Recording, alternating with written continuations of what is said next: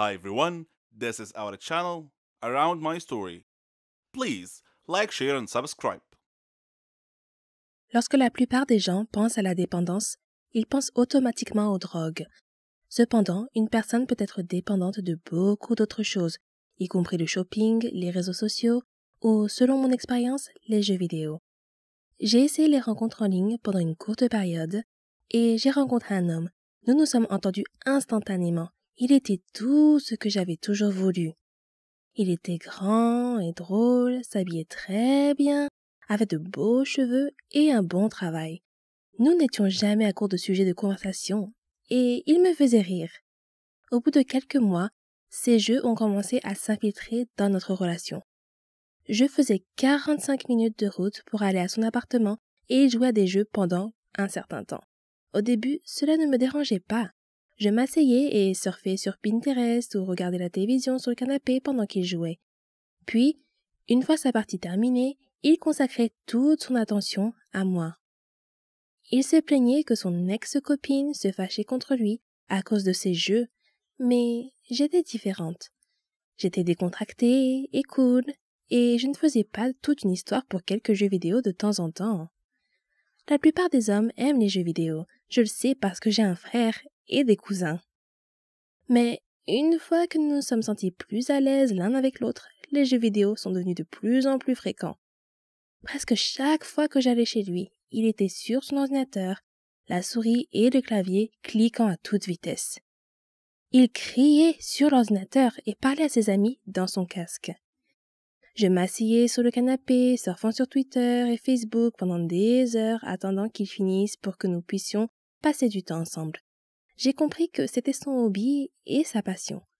Il a été joueur professionnel pendant quelques années au lycée et à l'université, et il a gagné des milliers de dollars, ce qui était plutôt cool. Je ne me suis jamais plainte. J'avais beaucoup de patience et je ne voulais pas qu'il pense que j'étais comme son ex colérique. Ensuite, il a commencé à annuler ses rendez-vous plus souvent. Une fois que j'ai emménagé, j'ai réalisé que lorsqu'il disait qu'il ne se sentait pas bien et qu'il voulait dîner une autre fois, il était probablement en train de jouer à des jeux vidéo et ne pouvait pas se séparer de l'écran. Nous projetions fréquemment de passer des week-ends chez ses parents, dans un autre état. Je prenais des jours de congé et demandais à ma mère de s'occuper de mon chien. Je me réjouissais de passer du temps avec mon petit ami pendant les 4 heures de route. Au lieu de cela, soit il annulait à la dernière minute et jouait tout le week-end, soit il passait tout notre temps à regarder des gens jouer sur YouTube ou d'autres sites où les gens pouvaient diffuser leurs jeux en streaming. Il se levait le matin, s'asseyait devant son ordinateur et ne se levait pas avant d'aller se coucher. Cela se passait tous les week-ends, à tel point que je me sentais spéciale rien qu'en regardant un film avec lui parce que, pour une fois, ses mains n'étaient pas sur le clavier. Nous prévoyions de faire quelque chose d'amusant, comme aller au cinéma ou aller dans un restaurant qui avait l'air bien. Mais il se mettait à jouer dès le matin et changeait d'avis, disant qu'il n'était pas vraiment d'humeur à enfiler un jean et à sortir. Je pensais que mon anniversaire serait différent, mais j'ai fini par ne rien faire de la journée pendant qu'il jouait. Ce n'est qu'au moment de sortir dîner avec ma famille qu'il a finalement réussi à se séparer de son écran. J'allais me coucher et lui demander de venir avec moi pour que nous puissions décompresser avant de s'endormir. Il me disait qu'il serait là dans 1 minute, mais la plupart du temps, je m'endormais seule pendant qu'il jouait à des jeux. Il arrivait finalement au lit des heures plus tard, alors que je m'étais déjà endormie. Je me suis rendu compte qu'il avait un problème après notre rupture et j'ai enfin compris que ce n'était pas un comportement normal. C'est bien d'aimer les jeux vidéo, mais quand cela prend le dessus sur votre vie et détruit plus d'une relation, cela pose un problème. Il a admis qu'il avait une dépendance aux jeux vidéo. Mais tant qu'il n'aura pas reçu d'aide, il sera toujours en couple avec son ordinateur. Je me souviens avoir regardé Cendrillon quand j'étais petite et avoir admiré la belle fille subjuguée. Avec l'aide d'un peu de magie et de superbes chaussures. Je rêvais de porter une robe de bal et de rencontrer mon prince charmant. Il serait beau, romantique et bien sûr naturellement charmant. Toute ma vie, j'ai cru aux contes de fées. Lorsque j'ai cessé de regarder les films de princesses, je me suis tournée vers les comédies romantiques. Je regardais chaque actrice principale trouver son bonheur. Elle obtenait tout ce qu'elle voulait. Un homme et le grand amour. Ils se fiançaient ou se mariaient peu de temps après le baiser à l'écran. C'était la fin parfaite d'une histoire d'amour parfaite. Pourtant, ce sont ces rêves qui ont transformé ma vingtaine en cauchemar. Alors que je n'avais que 21 ans, j'ai rencontré un grand et beau garçon qui en avait 22. Il venait d'une famille riche. Dans ma tête, c'était le scénario rêvé pour un film de princesse. De plus, la façon dont nous nous sommes rencontrés était vraiment magique. J'étais avec une amie à un événement caritatif de Noël. Chris était bien sûr l'un des donateurs pour le compte de son père, extrêmement riche. Dès que je suis entrée dans la salle, nos regards se sont croisés. Il s'est approché de moi et à ce moment-là, je jure que j'ai vu un feu d'artifice en arrière-plan. Chris a décidé de m'aider à décorer le sapin. Nous avons discuté un peu et échangé nos numéros. Nous avons commencé à sortir ensemble et tout était rose.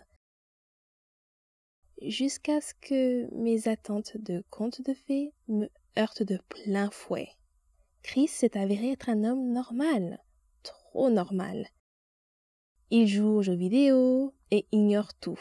Il n'a pas l'air d'aimer beaucoup les textos et il regardait d'autres filles alors que je me trouvais juste à côté de lui. Chris n'était absolument pas mon prince charmant. En fait, c'est grâce à lui que je sais maintenant qu'il n'y a pas de prince ou de chevaux blancs dans le monde réel. Ce n'est que maintenant que je commence à comprendre que ces films vendent des mensonges. J'ai passé 22 ans à attendre l'amour au premier regard. Et honnêtement, je pourrais attendre encore 50 ans et j'aurais toujours besoin de lunettes pour le trouver. Même le prince William n'entre pas dans le moule de Disney, et c'est un prince dans la vraie vie. L'homme dépeint dans chaque film de princesse n'est qu'un personnage créé pour renforcer les rôles de genre de la société. Il ne saurait exister.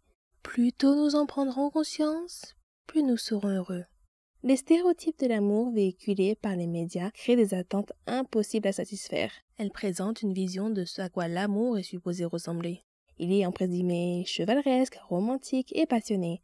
L'homme fort et convenable est destiné à sauver les demoiselles en détresse. Un cheval blanc est censé assurer une fin heureuse, digne d'un livre de contes. Malheureusement, ce type d'amour n'existe que dans les livres.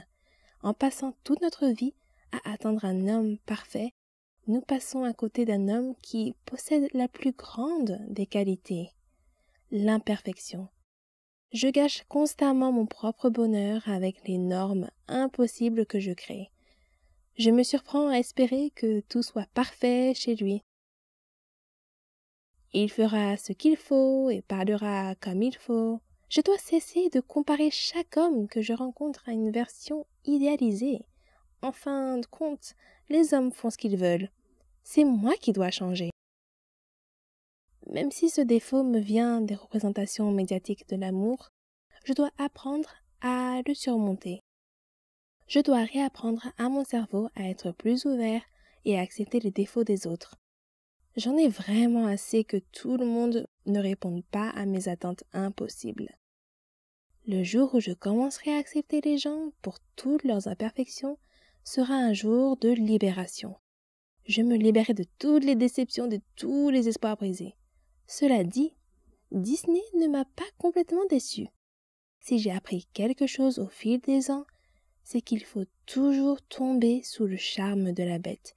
Si vous parvenez à apprendre à regarder au-delà de toutes ces imperfections sauvages, il finira par se transformer en sa propre version d'un prince. 7 ans peut être un âge très critique dans la vie d'un être humain. C'est l'année où l'on passe du CP au CE1. C'est peut-être aussi l'année où l'on pratique pour la première fois un sport qui façonnera notre avenir. Mais pour moi, c'est l'âge où mes parents ont décidé de mener des vies séparées.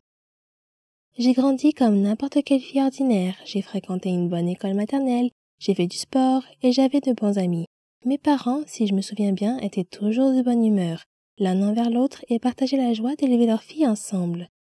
Je n'ai que peu de souvenirs des mauvais moments où mes parents se disputaient. Le pire souvenir dont je me souvienne est celui où, à l'âge de 7 ans, allongé dans mon lit, mes parents sont entrés dans ma chambre et mon père m'a dit « Tania, ta mère et moi allons divorcer. » Ma première réaction a été l'instinct naturel d'un jeune enfant qui consiste à me faire des reproches. Lorsque j'étais enfant, j'avais souvent plus d'une fête d'anniversaire. Cela semble cool, mais ce n'est pas ce que l'on croit. Je suis une enfant issue d'un divorce. Mon enfance ne m'appartenait pas, elle appartenait à mes parents. Je me suis perdue dans tous les efforts que j'ai faits pour apaiser les deux camps de ma famille. En me déplaçant seule entre deux filles distinctes, j'étais en marge de chaque famille.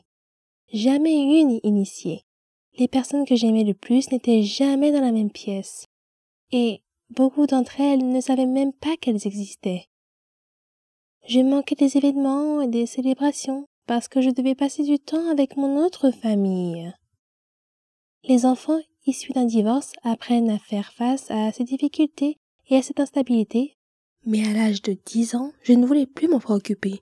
Je ne voulais pas vivre dans 2 maisons différentes, avec 2 chambres différentes, des vêtements différents, des jouets différents, des amis différents et des règles différentes. J'étais une enfant de 10 ans, prise entre le marteau et l'enclume. Un jour, j'ai dit à mon père que je ne voulais plus lui rendre visite.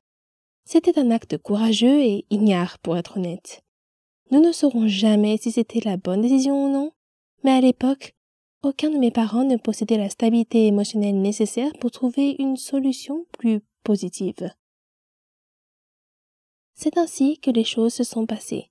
La lutte pour le pouvoir qui était restée latente entre mes parents a éclaté à nouveau. Et cette fois-ci, c'est moi qui en ai été la cible. Cette fois, j'étais responsable de la discorde. Dans une maison, on me blâmait. Dans l'autre, j'étais une victime. Il n'y avait plus de fêtes d'anniversaire multiples. Au lieu de cela, il y avait la stabilité et la cohérence dans une maison, la colère et l'évitement dans l'autre.